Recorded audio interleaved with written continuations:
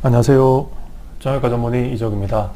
오늘 제가 말씀드릴 내용은 내측 반월상 유인골판의 후방 부착부 파열에 대해서 말씀드리도록 하겠습니다. 용어가 길어서 좀 어려울 수 있는데, 내측이란 것은 무릎 안쪽을 얘기하게 됩니다. 무릎에는 연골판이 무릎 안쪽과 바깥 쪽에 각각 하나씩 있는데요. 무릎 안쪽에 있는 것은 내측, 무릎 바깥쪽에 있는 것은 외측이라고 합니다. 그러니까 내측 반월상 연골판이란 것은 무릎 안쪽에 있는 연골판이 찢어진 건데, 후방 부착부가 찢어진 것을 후방 부착부 파열이라고 하고, 또 다른 이름으로는 기시브 파열이라고도 합니다. 많은 환자분들께서 연골과 연골판을 잘 구분 못해서 진료를 보다 보면은 오해가 생기는 경우가 많습니다. 연골과 연골판은 완전히 다른 구조물이고요. 연골은 영어로는 카틀리지라고 하고, 연골판은 영어로 메니스커스라고 합니다. 영어로 하면 이름이 완전히 다르기 때문에 헷갈릴 염려가 없지만, 한글로 하면은 연골, 연골판 이름이 비슷해서 환자분들께서 이 두 가지를 잘못 이해하고 계신 경우가 많습니다. 그래서 연골이란 것은 뼈를 덮고 있는 구조물입니다. 그림처럼 윗뼈와 아랫뼈에서 뼈를 덮고 있는 구조물을 연골이라고 하고요. 연골판이란 것은 연골과 연골 사이에 끼어 있는 고무처럼 생긴 물렁뼈라고 생각하시면 됩니다. 그래서 연골과 연골판은 완전히 다른 구조물이고, 제가 외래 진료를 볼 때 환자분들께서 이 두 가지를 혼동해서 잘못 이해하고 계신 경우가 많았습니다. 그림처럼 후방 부착부, 내측 반월상 연골판의 뒤쪽에 뼈에 붙어있는 부분이 찢어지는 것을 후방 부착부 파열이라고 합니다. 그림처럼 이렇게 후방 부착부 파열이 찢어지게 되면 그 중요한 이유가, 연골판이란 것은 연골을 보호하는 역할을 합니다. 그렇기 때문에 연골이 손상이 되게 되면은 연골을 보호하는 효과가 떨어지기 때문에 연골 손상이 급속히 진행하게 되는데요. 그 중에서 특히 후방 부착부 파열이 생긴 경우는 반월상 연골판이 없는 상태가 됩니다. 그래서 후방 부착부 파열이 있는 경우는 연골 손상이 더 급속하게 진행하기 때문에, 그래서 후방 부착부 파열이 중요한 이유입니다. 진단명이 파열이다 보니까 환자분들께서 넘어지거나 다치거나 해서 찢어질 거로 생각하지만, 실제로 대부분 경우는 그냥 걷다가 아니면 계단을 내려오다가 찢어지는 경우가 대부분입니다. 그래서 환자분들께서는 걷다가 오금에서 뜨끔하고 나서 갑자기 극심한 통증이 생긴다고 합니다. 통증은 꽤 심한 편이고요. 그래서 통증 때문에 그 자리에서 못 걷는 경우가 많습니다. 그리고 찢어지면서 무릎이 붓는 경우가 대부분이고요. 그래서 이런 경우 보통 의원에 가셔서 주사 치료라든지 약물 치료하면 또 통증이 어느 정도 좋아져서 지낼만한 경우가 많습니다. 후방 부착부 파열이 생기는 이유는 이 두 가지 자세입니다. 첫 번째 자세는 쪼그려 앉는 거, 두 번째 자세는 무릎 꿇는 거. 이 두 가지 자세를 하게 되면 무릎이 심하게 굴곡이 되기 때문에 연골판의 뒤쪽에 압력이 올라가면서 퇴행성 변화가 더 빨리 진행해서 후방 부착부 파열이 생기게 됩니다. 그래서 쪼그려 앉는 거, 그 다음 무릎 꿇는 거는 안 하시는 게 좋고요. 그 다음에 우리나라 사람들 포함해서 동양인들은 자식 생활을 많이 합니다. 그렇기 때문에 이런 동작이 많이 나오기 때문에 동양인들에서 후방 부착부 파열이 많이 생기게 됩니다. 그럼 치료는 어떻게 해야 될까요? 제가 앞에서 말씀드렸지만, 연골판이란 것은 연골을 보호하는 아주 중요한 구조물입니다. 연골판이 없으면 연골 손상이 급격히 더 진행하기 때문에 후방 기시부가 찢어진 경우, 이런 경우는 내시경을 이용해서 연골판을 봉합해서 다시 원래 연골판의 기능을 할 수 있도록 하는 것이 가장 중요합니다. 그리고 O자 다리가 있는 경우에서 이런 부착부, 후방 기시부 파열이 잘 생기기 때문에, 만약에 O자 다리가 있다면 O자 다리 교정 수술도 같이 시행해야 수술 결과가 좋습니다. O자 다리가 심한데 내시경 이용해서 봉합술만 하는 경우에는 수술 결과가 좋지 못합니다. 그렇기 때문에 O자 다리 변형이 있으면 O자 다리 교정 수술을 반드시 꼭 같이 해야 됩니다. 제가 유튜브에 올린 영상 중에 O자 다리 교정 수술의 놀라운 결과라는 영상에 있는 내용인데요. O자 다리 교정 수술은 아주 강력한 수술 도구이고요. 결과도 아주 좋습니다. 거기에서 나온 내용을 다시 설명드리면은 이 환자분 같은 경우는 내측 반월상 연골판에 후방 부착부 파열이 있으셨고 오자 다리 변형도 있었고 무릎 안쪽에 퇴행성 관절염이 심했습니다. 수술 전에 보면은 오자 다리가 있고요. 오자 다리 교정 수술하고 나서는 오자 변형이 해결이 됐습니다. 그 다음에 1년 후에 이 금속판을 뽑을 때 내시경으로 후방 부착부 파열이 어떻게 됐는지 다시 한번 확인을 해 보았습니다. 수술 전에 관절 내시경 영상을 보시면 지금 보이는 요 구조물이 내측 반월상 연골판입니다.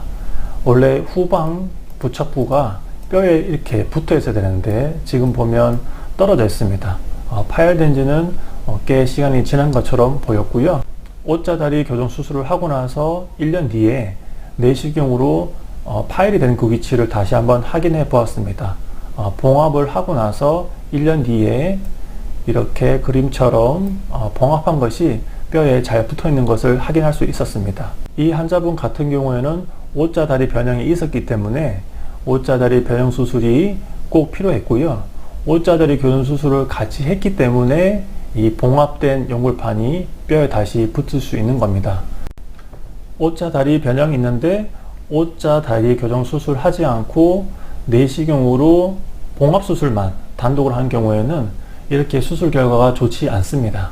그래서 오자다리 변형이 있는 경우는 반드시 오자다리 교정 수술을 같이 해야 수술 결과가 좋습니다. 그럼 후방 부착부 파열이 있을 때 수술을 어떻게 하는지 제가 그림을 통해서 설명을 드리도록 하겠습니다. 수술은 절개를 하지 않고 내시경을 이용해서 수술을 하게 됩니다. 그림을 보시면은 내측 반월상 연골판에 후방 부착부가 떨어져 있습니다. 원래 이 부분이 뼈에 붙어 있어야 되는데 지금은 파열이 돼서 뼈에서 떨어진 상태입니다. 그래서 찢어지게 되면은 저희가 실을 이용해서 봉합을 하면 되지만 문제는 이 부착부란 것이 원래 뼈에 붙어 있던 겁니다. 뼈랑 연골판이랑 직접 실로 꿰맬 수가 없습니다. 그렇기 때문에 어떻게 하냐면 이 후방 부착부 이 부분을 실로 꼬맵니다.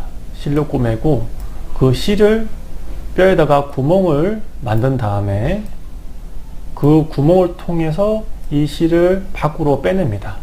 그래서 밖에서 잡아 당기면 이 꼬맨 부분이 뼈에 달라붙겠죠. 그렇게 해서 수술을 진행하게 됩니다. 그림을 보고 다시 설명해 드리면 지금 내측 반월상 연골판의 후방 부착부가 이 부분이 원래 이 뼈에 붙어 있어야 되는데 지금 떨어져 있습니다. 그래서 수술은 후방 부착부를 실로 우선 꼬매서 통과시킨 다음에 그 실을 이 그림을 보면 뼈에 구멍이 나 있습니다. 미리 구멍을 뚫어 놓은 상태이고요. 이 구멍을 통해서 이 실을 밖으로 빼내서 잡아당기면 이 후방 부착부가 다시 뼈에 들러붙으면서 붙게 되는 그런 기준으로 수술을 하게 됩니다. 이 사진은 제가 직접 수술한 환자분 사례입니다. 보면 내시경을 통해서 보면은 후방 부착부가 이 부분인데요. 이 부분이 뼈에서 떨어져 있습니다. 오른쪽 그림으로 이 수술할 때 이 수술 도구를 이용해서 이 부분을 벌어보면 지금 이 부분이 원래 뼈에 붙어 있어야 하는 부분인데 이 부분이 떨어져 있고 그래서 후방 부착부 파열을 확인했습니다. 그래서 내시경을 이용해서 이 환자분 같은 경우는 오자다리 변형이 별로 없었기 때문에 오자다리 교정 수술을 하지 않고 내시경을 이용해서 봉합술만 시행했던 케이스인데요. 수술 과정을 좀 설명해 드리면 우선 후방 부착부가 있는 그 위치, 이제 연골판이 뼈에 다시 붙어야 하는 그 위치에 연골을 좀 긁어냅니다. 이렇게 연골을 긁어내고 뼈를 노출을 시킵니다.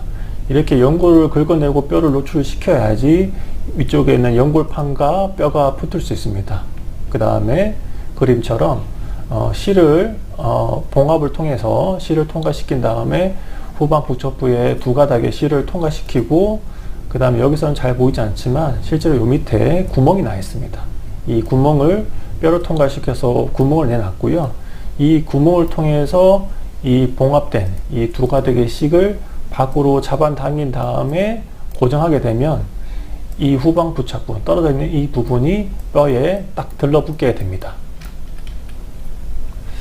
이건 수술 다 끝나고 나서 찍은 사진인데요. 그림처럼 실이 이 실을 구멍을 통해서 밖으로 빠져나와 있고 찢어져 있던 후방 부착부가 다시 뼈에 딱 붙어 있습니다. 부착부 파열을 수술 안 하는 경우도 있습니다. 대부분 경우는 부착부 파열이 있는 경우는 수술을 반드시 하는 게 좋습니다. 그 이유는 앞에서도 설명드렸지만 연골판이란 것은 연골을 보호하는 아주 중요한 기능을 하기 때문에 연골판 후방 부착부가 찢어지게 되면 연골판이 없는 상태랑 똑같습니다. 그렇게 되면 연골 손상이 더 빨리 진행하기 때문에 수술은 가능한 하시는 게 좋습니다. 하지만 수술을 안 하는 경우도 있습니다. 그런 경우는 이렇게 그림처럼 연골이 이미 다 닳아버려서 보호할 연골이 없는 경우, 퇴행성 관절염이 아주 심한 경우, 대부분 경우 고령의 환자분들이 되겠는데요. 이런 경우에는 이미 연골이 다 닳아버렸기 때문에 연골을 보호할 연골이 남아있지 않습니다. 그래서 이런 경우에는 연골판 봉합술을 하지 않고요. 이런 경우는 환자분들께 약 드시고 주사 치료하고 좀 더 지내보시다가 나중에 통증이 더 심해지면 인공관절 치환술을 하십시오, 이렇게 말씀을 드립니다. 이런 경우가 아니라면 연골판 부착부 파열 같은 경우는 반드시 수술을 통해서 봉합술을 하든 아니면 봉합술에다가 옷자다리 교정 수술을 하든 수술을 하시는 것이 좋습니다. 그리고 수술을 한 다음에 봉합술을 했지만 이 연골판이 뼈에 바로 달라붙는 게 아닙니다.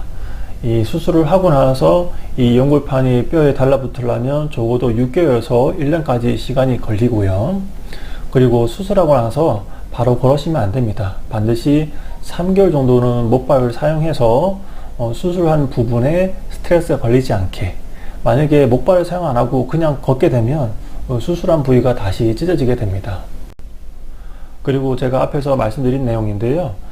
반원상 연골판에 후방 부착부 파열이 생긴 경우 처음엔 통증이 아주 심합니다. 그래서 잘 걷지도 못하는데 동네 의원에 가서 약 먹거나 주사 치료하면 통증이 좀 많이 가라앉게 됩니다.